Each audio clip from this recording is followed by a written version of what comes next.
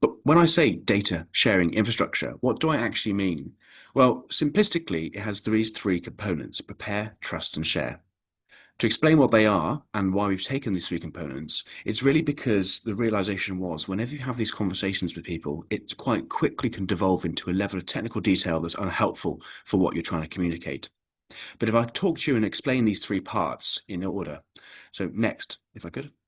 The prepare aspect is that any organization, any participant in the sector can deploy the same open source containerized piece of technology at their organizational boundary.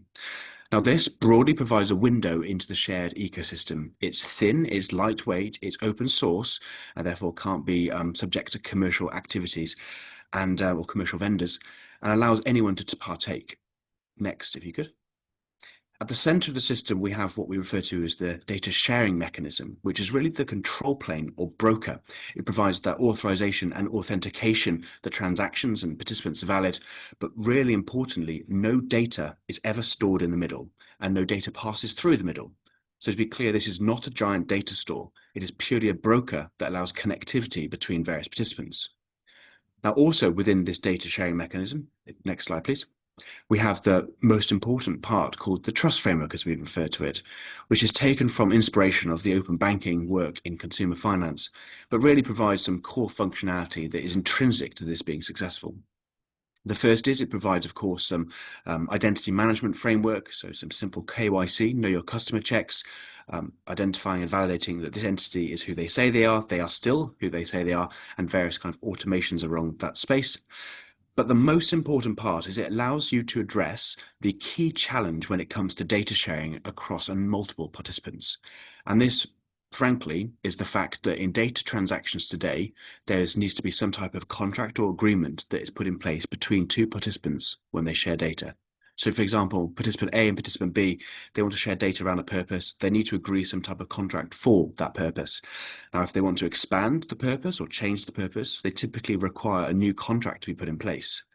Now, that is quite cumbersome and also introduces a bilateral nature to the number of connections in a network, which from a mathematical point of view is referred to the handshake problem, nearly an n-squared relationship, which means that if you look at these four participants here, for them to exchange data bilaterally, there's 16 connections. So as you scale this up across an entire sector, across an entire country and an economy, it becomes crippling when you try and use the same construct to share data between people. So the trust framework provides that scalable legal framework to address exactly that. Now, to explain how this works in practice, next slide, please.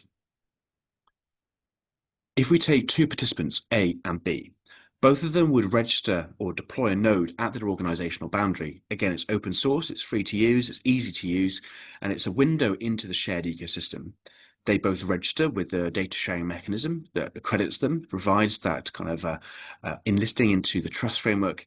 And then if organization A wants any data across the entire sector, they can search for it within the data catalog, the metadata catalog that exists within the central red part.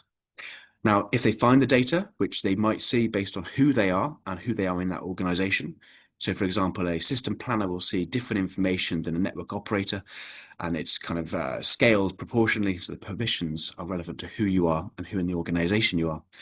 Then they can request the data, and that authorization and authentication request is put through. And if the transaction is valid, then the data can be shared between the two participants in a federated, secure channel. And this, of course, can scale up between any participants.